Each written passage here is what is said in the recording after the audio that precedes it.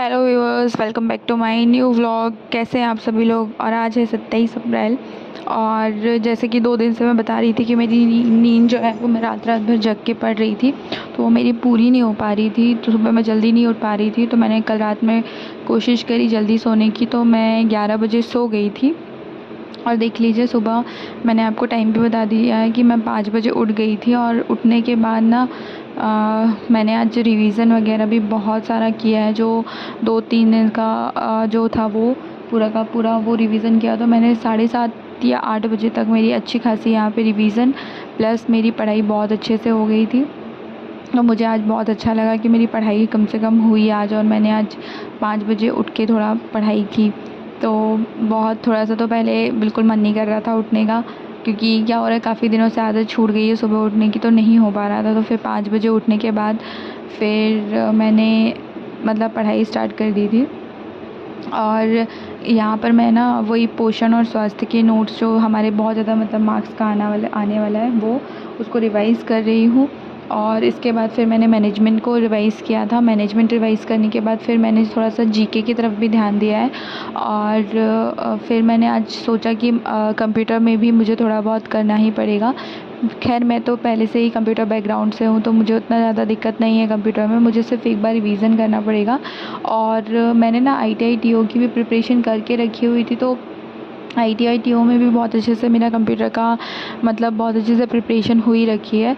तो उसमें मुझे कोई दिक्कत नहीं है। और मेरी जो फ़ील्ड है ना वो वही है, मतलब मेरा IT ही रहा है, तो इन्फॉर्मेशन टेक्नोलॉजी, तो उसमें मेरे को ज़्यादा दिक्कत नहीं है। तो मैंने कंप्यूटर को भी सोचा है थोड़ा सा स्टार्ट करने के लिए। बाकी जो नोट्स है ना जो मैंने बनाए हुए हैं, तो इनको ना मैं बहुत अच्छे से रिवाइज़ करी हूँ कि मेरा रिवीज़न अच्छे से हो जाएगा ना, तो मुझे कोई दिक्कत नहीं होगी। जब आप सुबह जल्दी उठ जाते हैं ना, तो आपके पास ऐसा लगता है कि बहुत सारा टाइम है, मतलब 24 आवर्स। कभी कभी अगर हम लेट उठते हैं ना, तो हमारे 24 घंटे भी कम पड़ जाते हैं। लेकिन जब हम जल्दी उठते हैं ना, तो हमारे पास ऐसा लगता है कि पूरा टाइम है। कहते हैं ना, सूरज के उगने से पहले उठना चाहिए, तो आपके पास बहुत मतलब एनर्जेटिक भी आप फ़ील करते हैं, सारी चीज़ें आपकी बहुत अच्छे से होती हैं। तो यहाँ पे ना मुझे थोड़ी सी नींद भी आ रही थी, लेकिन मैं उस नींद को थोड़ा अपने कंट्रोल में करने की कोशिश कर रही थी, काबू में करने की कोशिश कर रही थी। तो यहाँ पर फिर इसके बाद ना 24 घंटे का समय तो हर किसी के पास होता है। तो वो 24 घंटे में जो सक्सेसफुल हो जाते हैं, तो वो भी उतना ही काम कर रहे हैं, और हम 24 घंटे में अनसक्सेसफुल हो गए, हम भी उतना ही काम कर रहे हैं। तो यहाँ पे डिफ़रेंस क्या होता है, सिर्फ मेहनत का, कि हमें कितना ज़्यादा अपने आप को पुश करना है आगे के लिए। कि हाँ, आज अगर हम अपनी नींद को थोड़ा सा त्याग देंगे ना, थोड़ा सा नींद को पीछे छोड़ देंगे, तो कल हमारे लिए ना बहुत अच्छा हो जाएगा, और कल हम अपनी नींद प्रॉपर ले पाएंगे। तो अगर आपको ज़िंदगी में कुछ पाना है, तो अपनी नींद त्याग, अपना समय तो देना ही पड़ेगा। और जिसने अपना समय दे दिया ना, सबसे ज़्यादा समय जिस चीज़ के ऊपर आप देंगे ना, वो चीज़ आपकी हो जाएगी। और ये चीज़ मैंने देखा भी है। तो मैं ना अब कंटिन्यूटी में रखने की कोशिश कर रही हूँ सारी चीज़ों को। कंटिन्यूटी मतलब ऐसा है कि एक भी दिन मेरा मतलब कुछ शून्य नहीं जाना चाहिए, कि नहीं मुझसे नहीं हो रहा है या मुझसे नहीं हो पाएगा। ये तो मैं कहने ही नहीं वाली हूँ, मुझसे होगा। और मेरे को ऐसा लगता है कि सितंबर ज़्यादा दूर नहीं है। अभी क्या चल रहा है, अप्रैल जा चुका है, मई, जून, जुलाई, अगस्त, और सितंबर में आपका एग्ज़ाम हो जाएगा। सितंबर में नहीं होगा तो अक्टूबर में तो हो ही जाएगा। मतलब ये 4 से 5 महीने आपके पास है, और सिलेबस आपके पास इतना सारा है कि आप कैसे करोगे, मेरे को तो समझ ही नहीं आ रहा है। और अभी ऐसा लग रहा है कि मेरी कुछ भी प्रिपरेशन नहीं है, मैं कैसे करूँगी, क्या करूँगी। लेकिन कहते हैं ना कि आप उस चीज़ को मत सोचो कि मंज़िल कहाँ पे है, आप ये सोचो कि आपको स्टार्ट कहाँ से करना है। अगर आपने एक बार स्टार्ट कर दिया ना, तो फिर वो अपने आप रास्ते आपको मिलते चले जाएंगे। और जैसे जैसे रास्ते मिलते जाएंगे ना, तो आपको अपनी मंजिल भी पास लगने लगेगी। तो वही कहते हैं ना, स्टार्ट करने की देर है। अगर आपने स्टार्ट नहीं किया तो आपको मंजिल बहुत दूर दिखेगी, और अगर आपने स्टार्ट कर दिया तो आपको मंजिल बहुत पास में दिखेगी। तो यही है ज़िंदगी का रूल, है ना। तो इसके बाद ना फिर मैं किचन में आ गई थी। मतलब पहले मैंने नहाया, अपनी पढ़ाई का फ़र्स्ट स्लॉट मैंने कंप्लीट करा। फ़र्स्ट स्लॉट कंप्लीट करने के बाद फिर मैंने नहाया। नहाने के बाद फिर इसके बाद मैंने थोड़ी सी पूजा पाठ करी। पूजा पाठ तो मेरा मैंडेटरी रहता है कि मैं करती ही हूँ। मतलब सुबह मुझे दिया जलाना ही है, कुछ भी हो जाए, शाम को मेरा दिया जलना ही है। हाँ, कुछ ऐसा टाइम होता है जब मैं नहीं कर पाती हूँ, लेकिन मेरा ऐसा है कि मुझे भगवान को हर चीज़ के लिए थैंक यू करना बहुत अच्छा लगता है कि हाँ, उनको मैं हमेशा बोलती हूँ कि आप मेरे साथ चलिए, आप मेरे साथ में जो भी मैं चीज़ कर रही हूँ उसमें मेरा आप साथ दीजिए। क्योंकि मुझे ऐसा लगता है ना कि इस दुनिया में अगर आपको कोई भी चीज़ की प्रॉब्लम है ना, तो आप भगवान के सामने बैठ जाओ, रो लो, उनको बता दो सारी चीज़ें, वो सुनते हैं। और मेरे साथ तो ऐसा होता है कि मुझे कभी भी कुछ लगता है ना कुछ चीज़ कि यार ये चीज़ सही नहीं है, यार ये चीज़ वो नहीं है, तो मैं ना जाती हूँ सामने, भगवान के सामने बैठ जाती हूँ और उनको अपनी सारी प्रॉब्लम बता देती हूँ, ऐसा है, ऐसा है, ऐसा है, ऐसा ऐसा है, तो आप देख लीजिए कि अब आपको क्या करना है।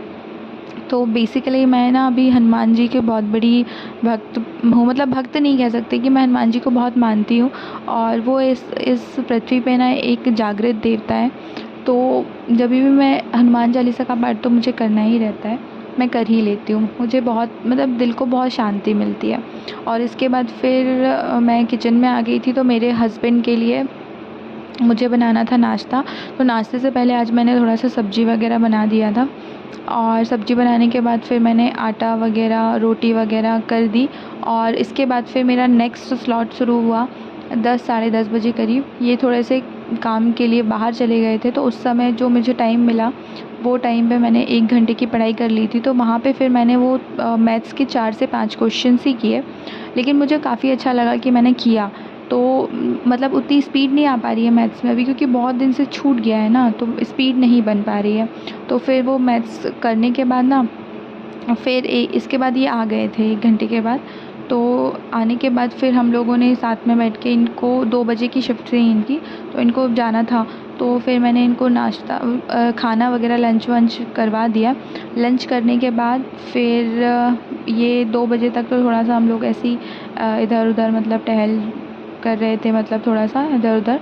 और इसके बाद फिर 2 बजे के बाद, 2 बजे जब ये गए तो थोड़े बहुत बर्तन तो पहले ही कर लिए थे मैंने। इसके बाद फिर जो ये गए ना, तो इसके बाद फिर मैंने अपना 3rd स्लॉट स्टार्ट किया पढ़ाई का, जो यहाँ पर मैं अभी दिखा रही हूँ। तो उसमें मैंने ना नोट्स बनाए हैं टीकाकरण के। तो टीकाकरण के नोट्स ना कल ही ऐप में स्टार्ट हुए हैं, कल ही फर्स्ट मतलब था उसका, फर्स्ट क्लास थी। तो वो फर्स्ट क्लास मैंने कल देखी थी, और आज जो है सेकेंड वाली क्लास थी 27 तारीख की। तो वो दोनों ही मतलब कल की जो क्लास थी वो भी आज मैंने देख ली, और 27 वाली वो भी आज देखी है। तो उसी के मैंने नोट्स बना लिए हैं, क्योंकि नोट्स भी बनाना मुझे ज़रूरी है। मैं पढ़ाई तभी कर पाऊँगी ना जब मेरे पास नोट्स रहेंगे।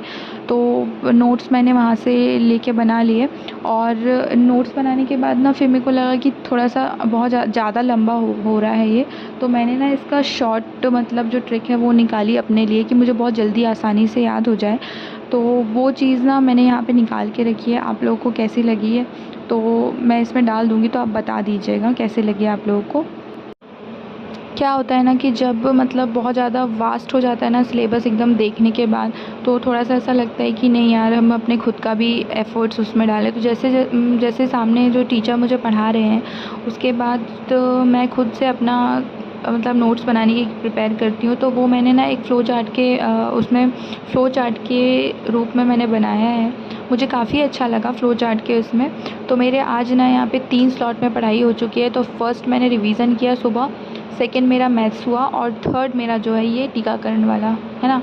तो ये चीज़ मैंने तीनों की तीनों आज कंप्लीट कर ली। और ये यहाँ पे ये थी 3rd स्लॉट था, यहाँ बना रही थी मैं अपने नोट्स, तो ये सब मैंने बना लिए हैं। इसके बाद ना ये जो नोट्स है ना, मैं अभी आपको इस क्लिप में डाल दे रही हूँ।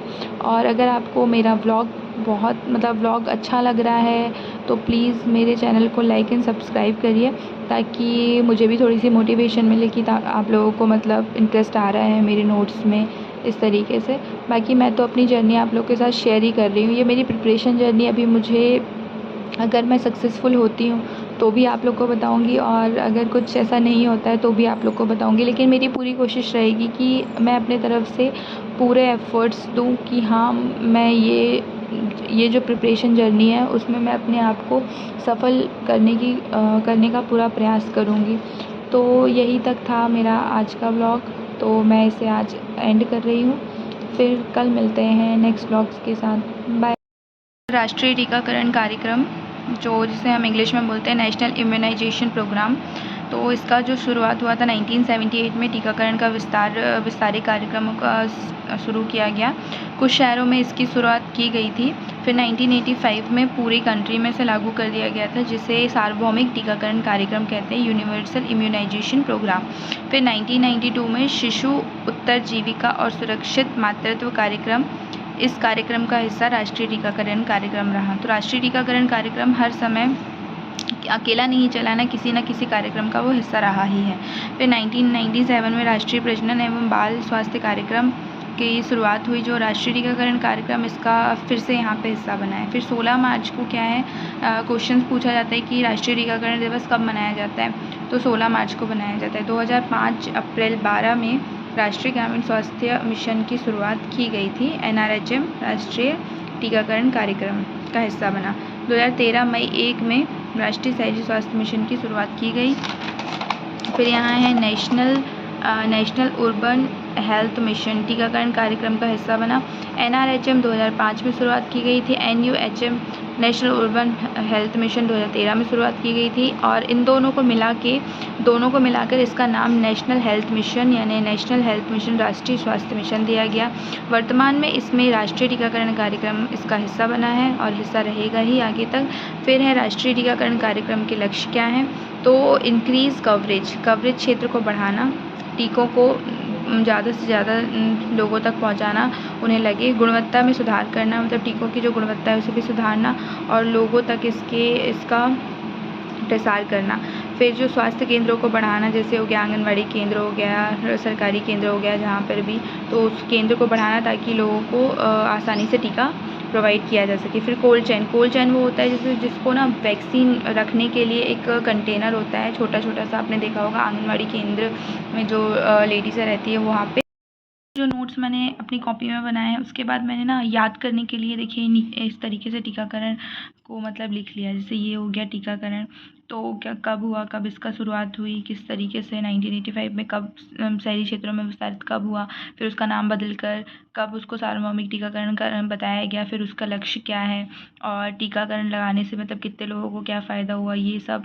फिर जो उसमें UIP वगैरह उसमें किस तरीके से रोके जा सकने वाली जो 12 बीमारियाँ हैं वो यहाँ पे मैंने दे दी हैं, ये देखिए। तो मैंने ना एक ऐसा फ़्लो चार्ट यहाँ पे बना लिया है। फ़्लो चार्ट बनाने के बाद फिर यहाँ से फिर मैंने टीकाकरण के उद्देश्य वगैरह ये किस तरीके से हैं, UIP के द्वारा किस तरीके से, मतलब ये उद्देश्य कौन कौन से, इस तरीके से मैंने लिख लिया है। फिर यहाँ पे कार्य क्षेत्र और पात्रता क्या होनी चाहिए, टीकों के लिए किस तरीके से होना चाहिए, ये सब मैंने ना एकदम से मतलब मेरे माइंड में एकदम फीड हो जाए ना, इस तरीके से मैंने उनको बनाने की कोशिश करी है।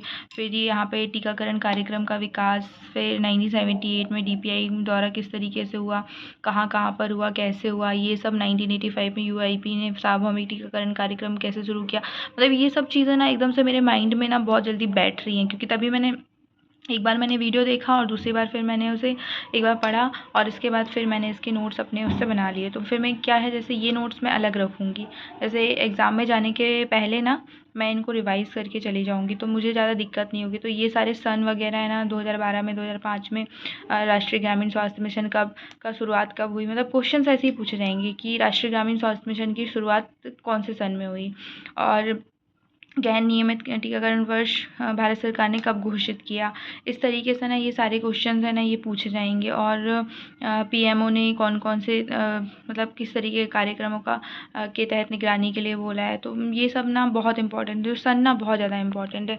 तो इन सबको ना आप प्लीज़ नोट करके मतलब रख लीजिएगा। मैं तो इसी तरीके से पढ़ रही हूँ। तो मैंने अभी तक, फिर इसके बाद ये यहाँ पे ये वाला है WHO भारत को पोलियो मुक्त घोषित करना, ये सब मतलब 2015 में क्या हुआ, 2016 में क्या, 2017 में क्या, 2019 में क्या, मतलब ये सब चीज़ें ना मैंने अच्छे से ही नोट कर ली हैं कि ताकि मेरे माइंड में ना एकदम फीड हो सके। तो आज के व्लॉग में इतना ही।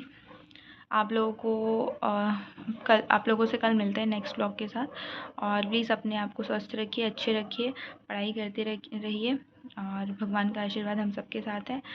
भगवान करेगा तो सफलता ज़रूर दिलाएगा।